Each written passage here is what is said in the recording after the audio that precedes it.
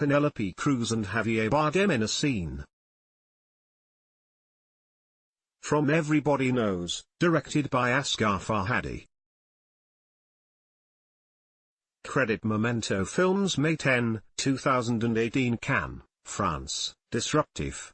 Before the 71st Cannes Film Festival had opened Tuesday. This tradition-proud event was in an uproar. First, there was Le Fait de Netflix, which found the streaming service feuding with the festival and pulling its high-profile titles. Then came some scheduling shuffling, the first in decades, which affects how and when attendees can see movies. The festival essentially wants to delay critics from beaming out their boos and jeers until after the official premiere, but their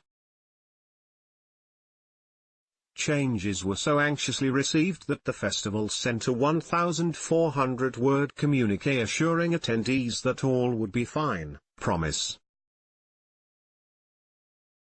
3 days in, much seems the same or close enough. The stars are promenading down the red carpet past the thousands who daily congregate in front of the Palais, the concrete sprawl that serves as the festival's headquarters. Gakas and attendees are, in turn, under their watch of heavily armed police and army. Last year, France ended the state of emergency that had been in place since the 2015 terrorist attacks in Paris. New legislation, however, instituted some of the same security measures put in place after the attacks. Image the 5 women on the 9-person jury: Kristen Stewart, left; Ava DuVernay, Kate Blanchett, Léa Seydoux, and Kaja 9 Inch Nails. Credit Mike Marsland/Getty Images. Even as security measures have tightened at the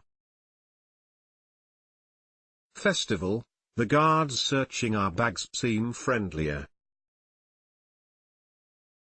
It's a subtle softening that suggests the festival knows it was unnerving to dash past heavily armed guards on the way to the opening attraction, Everybody Knows, a naughty melodrama from the Iranian director Asghar Farhadi, a Cannes favorite whose credits include A Separation. Everybody Knows stars a strong Penelope Cruz as Laura, whose teenager is kidnapped while the family is visiting her Spanish hometown. Ms. Cruz's husband, Javier Bardem, plays Laura's former lover, Paco, a winemaker whose good fortunes have stirred resentment in her family, which has experienced a self-inflicted fall in its own fortunes. Mr. Farhadi's script is far too busy. The movie is crammed with characters and underexplored themes, including class tensions, nativism and ugly attitudes toward migrant workers, but he's exceptionally deft at mining the spaces that open up between people, particularly during a crisis. At his news conference, Mr. Farhadi said he hoped that Jafar Panahi, whose movie 3 Faces is in competition and who's barred by Iran from leaving the country, could attend Cannes. That Mr. Panahi could not be here is, Mr. Farhadi said, something that I have difficulty living with. Perhaps because Iran is so often demonized in the United States and its auteurs are so often rightly venerated at Cannes. It was widely noted that the day that Everybody Knows had its premiere, President Trump announced that the United States was withdrawing from the Iran nuclear deal. In 2017, Mr. Farhadi boycotted the Oscars in protest of the president's travel ban. His film The Salesman went on to win the Best Foreign Language Oscar. Raidi Gamal, left, and Ahmed Abdelhafiz in Yom Edin, from Egypt. Credit Desert Highway Pictures / Film Clinic. Politics are never far from any global festival, although, with its insistent emphasis on glamour, Cannes does its best to attenuate life's harsher truths. At the opening night party, Mr. Farhadi joined his stars in a vaulted space with glittering lights. As Kristen Stewart, one of 5 women on the 9-person main jury, smoked on a terrace overlooking the Mediterranean, the Black Panther director Ryan Coogler, here to give a masterclass, recalled his first trip to Cannes, which was his first overseas trip.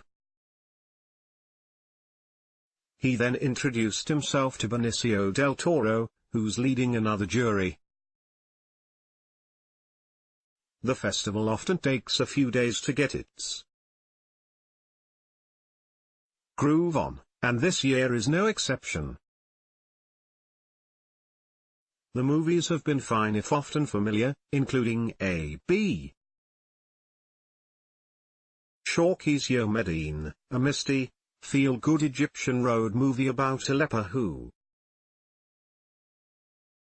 sets off on a journey with a cherubic Nubian named Obama. If Harvey Weinstein were still in business, this surely would be a contender next awards season.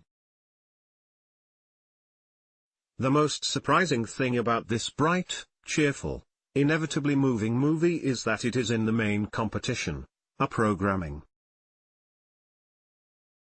decision that may have less to do with the movie and more with French sensitivities about the Arab world. Then again, it may be that Mr. Shawky has Netflix to thank for his slot. When Netflix bowed out, it took several hotly anticipated titles, including the latest from Alfonso Cuarón and Paul Greengrass. Another missing Netflix title is the restored version of The Other Side of the Wind, an unfinished Orson Welles film. On the plus side, fewer big names may force attendees to seek out less known ones like Wanuri Kahiu, whose Rafiki, a sweet and bitter story of 2 Kenyan women who fall in love, owes a debt to Dee Rees's Pariah as it maintains its own tough-minded integrity. A scene from Sergei Loznitsa's Donbass. Credit Outhouse traffic even with Netflix gone, it remains a topic of conversation. Since it withdrew, its chief executive, Reed Hastings, seems to be at least thinking about an olive branch, recently telling an audience at a television festival, ahem, that sometimes we make mistakes and that the company was not trying to disrupt the movie system, we are trying to make our members happy. Put differently, Netflix is a multinational corporation that delivers an incessant visual flow to its 125 million or so subscribers.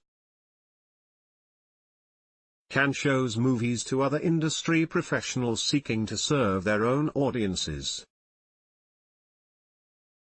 To grasp the implications of this fight, you need to see that